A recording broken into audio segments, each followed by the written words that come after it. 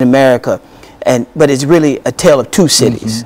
So we see maybe Charlotte Avenue as the line of demarcation, and this affluence on the West End side, and then North Nashville, particularly with the 28th corridor being open, being just so rapidly gentrified that people are being displaced. And there was a rally this past week that folks are doing. Fort Negley, people were camping out because the mission is so filthy they don't want to go to military. Is that why they are not there? Is the mission situation that bad? A lot of the folks who are living at Fort Negley said because of the and the restrictive manner that it's run. So I mean, we appreciate the work that the mission is doing, but we want to make sure that folks have affordable housing, you know. And Nashville's Table, Open Table is doing some great work around that. I want to encourage folks to connect with them and to just participate in any way that they can to help support the work, the incredible work. So they're pushing for public policy.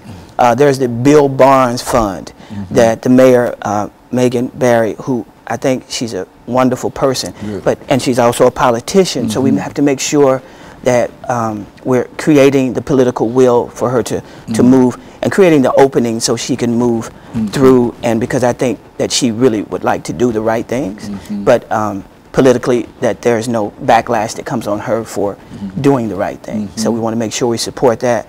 I was thinking about Ban the Box that Democracy Nashville has been working on. It's brought Kenneth Kane and some others that, so Ban the Box is this on the application asking about a felony conviction, and with any governmental job, we want to delay that question to maybe the last interview. We're not saying to not disclose at some point, but if you check that I have a criminal record on most applications, you know, interview after this, thrown out the door. I understand. And some of these things are 20, 30 years old. People maybe did smoking marijuana or anything, and it continues to haunt them. So we want to say, okay, you've paid your debt to society, and we want to restore that. The restoration of voter rights to former felons. People like Representative Brenda Gilmore helped to get that passed about 6 years ago, and NAACP, other folks, to say if you have this one conviction and it doesn't fall within, there are 4 exclusions that can't be expunged, and then people can get opportunity to get another start.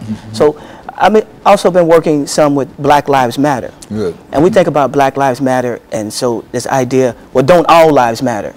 And of course they do. The best way I heard talked about Black Lives Matter, it says, if you live in a cul-de-sac and your house is on fire, and the fire truck comes, it's going to pass every house on that cul-de-sac and go to the one that's burning to the ground, to the one that is in most need of attention. So the person next door could say, well, why didn't you spray my house? Well, it would hurt your house to spray it if you don't have the fire.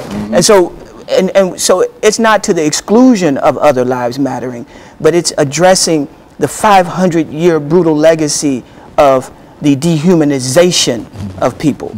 And so on this continuum, it places all human beings back on what it means to be human, so that no one is dehumanized and economically exploited. It is also an echo of Jesus when he says that every human being is created in the image of God, in the Imago Dei. And so talking about being made in the image of God and after the likeness of God, then we need to respect everyone's humanity, and we all benefit when all human life is respected. Well, now, Mr.